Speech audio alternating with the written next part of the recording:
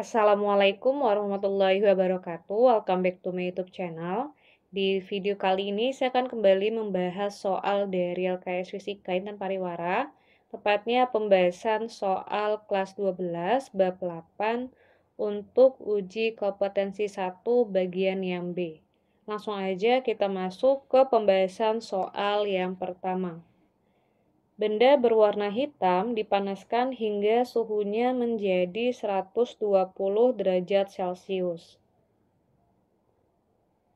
Ini adalah nilai dari T1 ya. Karena satuannya dalam Celcius, kita harus ubah ke Kelvin.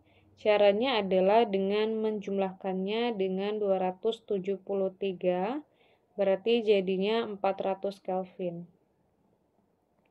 Sehingga memancarkan energi radiasi 32 X Joule setiap detik. Berarti P1-nya adalah 32 X Joule per second.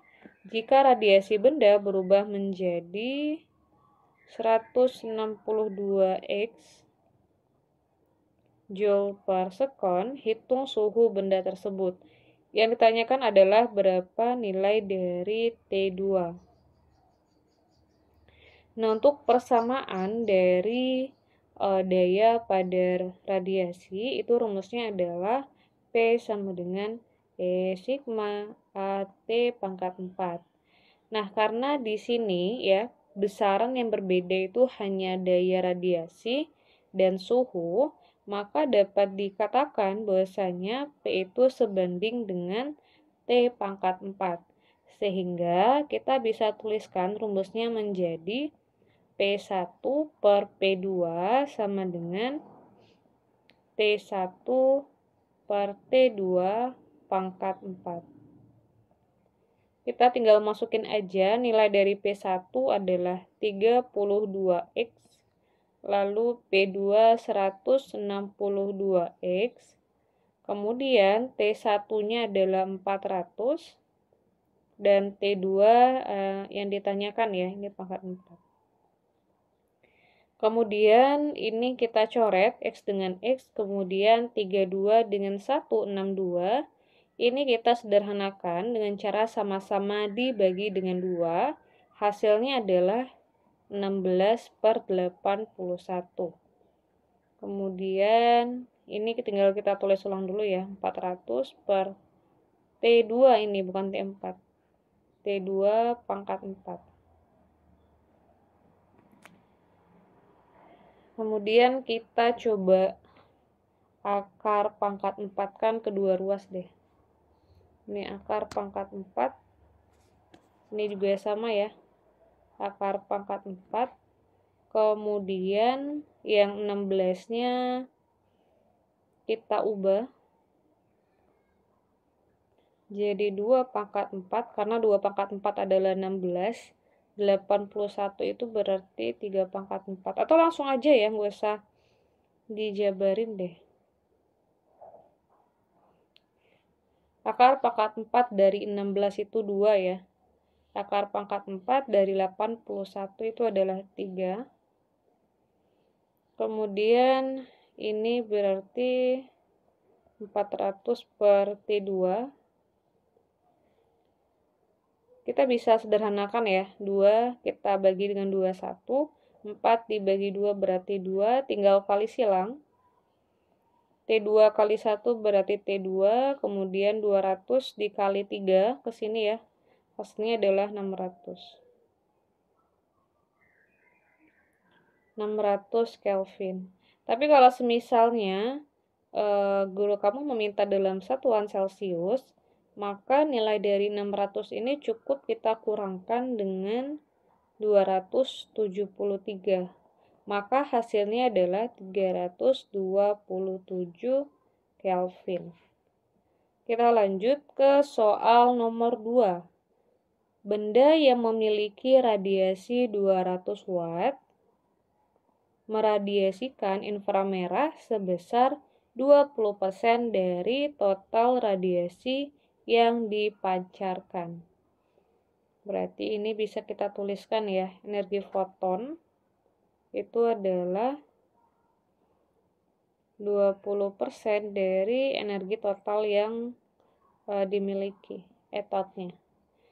Lalu, jika panjang gelombang radiasi inframerah 6000 Armstrong, ini berarti lambda, 1 Armstrong itu adalah 10 pangkat min 10. Berarti ini 6 dikali 10 pangkat 3 ya, dikali 10 pangkat min 10, jadinya 6 kali 10 pangkat min 7.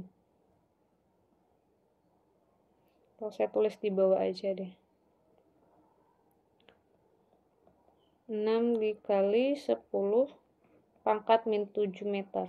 Hitung jumlah foton yang dipancarkan setiap sekon.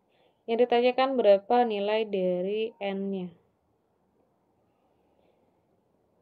Nah, untuk menghitungnya kita bisa ngambil dari persamaan yang ini, yaitu energi foton sama dengan 20%. 20% itu kan berarti 20/100 ya.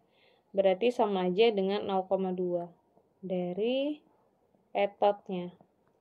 Nah, untuk rumus dari energi foton itu adalah NH dikali C per lambda.